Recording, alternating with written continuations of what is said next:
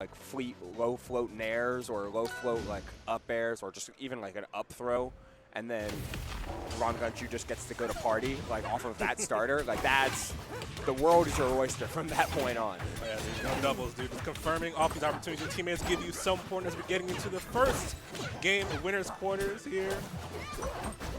Oh, best of 3. Best of 3 is a little crazy, Yeah. you know. Yeah, here, if it was first of 3, that'd be nuts. But I feel you, yeah. always down to keep doubles in the most volatile position it can be for already a volatile game mode, am I right? Dude, it's very fun for sure. We've seen the sparks flying for sure. Lucio getting pressure on both getting pressure on the side of the blue team right here. CakeAssault on stage. Oh, Rongunshu off stage though, upbeat really early, killed off the side. CakeAssault struggling to stay alive over here.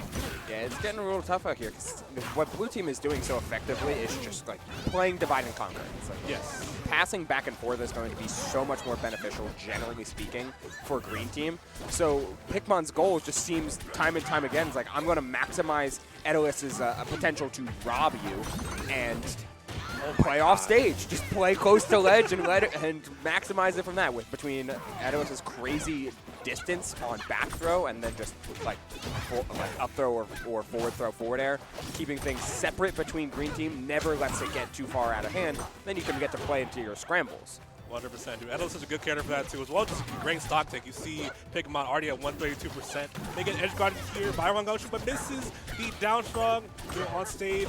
CakeAssault struggling, try to pressure too, but I mean, I don't know. Pikmon just not getting touched right here, dude. 131% this whole time. CakeAssault back on stage. Yeah, oh man, Pikmon has been, he's still living. That's, Dude. I mean, tipper up tilt is not, it's not a weak move. Not at all. Not at all. 154. CakeAssault getting the nair. He that nair. finally gets it, but again, a lot of miles off that stock, 0% compared to these very high percents we're seeing. Super great. We already talked about how, character Edel's can rob you, so. What a pick up there from the Lucio. Oh my god. And another great one for Pikmon right there. 4 stocks to 2 right now. Granted 3 total of 2 right now, but still. Solid lead. You have some room for if Pikmon keeps stock taking. If, Lucio gets sort of overzealous on the approach, you can sort of share that stock. So that's a factor. Yeah, Pikmon playing the efficient stock tank, taking up so much space and kind of being the focal point for blue team's offense. Meanwhile, it gives Lucio just a chance to say, hey, I get to play the aggressor as Zetterburn, Yes. which is fine, like ideal even. It's such a great partner for him, though. So having someone to start the party off for him to finish, we definitely see him just full effect at how well that can be right here. Up air on CakeAssault, still not enough. Meanwhile, Rongunshu off stage, gets back with an upbeat, the 122%. Matter of how much longer you can survive. And they built a lot on this stock for Pikmon, but you need to take the stock first to even get back into this game. Nice pickup there from Rongunshu. Really, really desperately needed a way to close a long-standing edge guard up against this Edolus. Just kind of take Pikmon out of the match for a little bit. I mean, Zetter and Lucio are just in such a prime position, are super reliant on Fleet finding a cheeky edge guard here. The down air was the win condition, but with Rongunshu down and 2 stocks to 1 here at 157, Cake's got no more chance in that game 1. Yeah, early on, that sort of game plan we mentioned earlier, the divide and conquer play style from Pikmon and Lucio, definitely working in full effect. Sort of really hard for CakeAssault and Rongunshu to get that sort of the team play going. A lot of time, I feel like. No, 100% agree. There was just way too many times where it felt like either a scramble forced by Zetter or Pikmon finding a appropriate throw or dash attack at some point out of the corner to completely separate everyone meant that Rongunshu and Cake could never play off of each other. They were always playing in strange ways and attempts to support each other, which never let them actually get any value off of the hits they earned. They were just kind of always on the back foot. Yeah, just how efficient the Edelus was at just like separating them. Was sort of just a big factor right there, just this freaking giant arms, giant fists, all these giant just moves, just separating them so efficiently, man. Just a lot of knockback on it though. Half of doubles, it feels like in Rivals 1 and 2, has always been like, how good are you at consuming space? Yes. And Edelus just like is standing there. He's a wall, bro. Definitely a brick house right there as we get to this next game on Forest.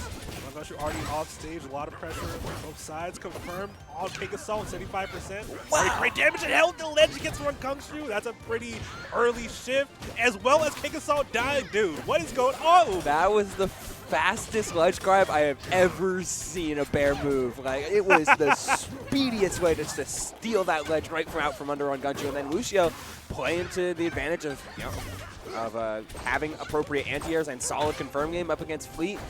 Harder to floor hug shines if you're always spending the time floating at mid-height trying to support your teammate. Nice little pickup there. To support a teammate, though. CakeAssault giving a little trouble to Pikmon right there, trying to save the homie. Get pressure offside the stage, gets back, though, fortunately. Good of attack not working out. Oh, this is important. Cake choosing to prioritize, but picked his option a little too late. That let Lucy. Oh, the robbery we were talking about earlier. Yep. Google the up. You got you aware of that up air. Not only singles, a matter in doubles, and now 3 stocks on both sides of it for Pikmon and Lucio. CakeAssault nearly losing this one. Aggressive order gets them back, but for how much longer is the questionable.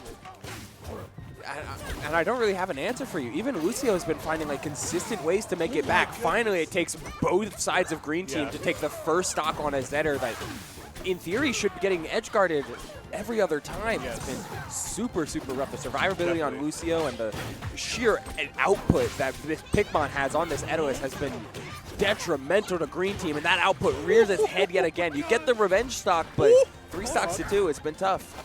It's tough. Fortunately, though, in this position where, I mean, Pikmon is not the stock tank, it is Zetterberg, which you said earlier, an easier character to kill at the very least. It's going to be important to see how they separate it up, how they separate, because this Fleet's at 140%. Hitting Fleet can sometimes be a problem, but it only takes 1, and that reverse forward air ends the stock of CakeAssault, ending out potentially Cake's winner side life in this doubles match, unless Rongunshu can lock in. It's hard, bro. Yeah, focusing on CakeAssault so smart, knowing that once one part of it, the support part of it from CakeAssault is out of the building, Rongunshu going to crumble sooner enough. You see a little pop-off from Lucio, I believe that was right there. Pikmon, Lucio, moving forward to winners, semis in this bracket. Whew. And what a way to start off our block. Winners quarters, getting an upset over the #1 seed. Cake, for the longest time in Rivals 1 and even still into Rivals 2, is kind of known as like the doubles aficionado, as we see. We got Lucio with the Zetter plush. Like, Cake doesn't really lose often when it comes to doubles brackets, but as is kind of the ethos of the entire season, it feels like nobody is unbeatable, and even gods must bleed, as everybody has lost to seemingly everybody else here in this building. Crazy, crazy stuff. Good start to kick off doubles as Pikmon and Lucio take their way to the top 8. Yeah, Sparksy flying, bro. Another thing about doubles, too.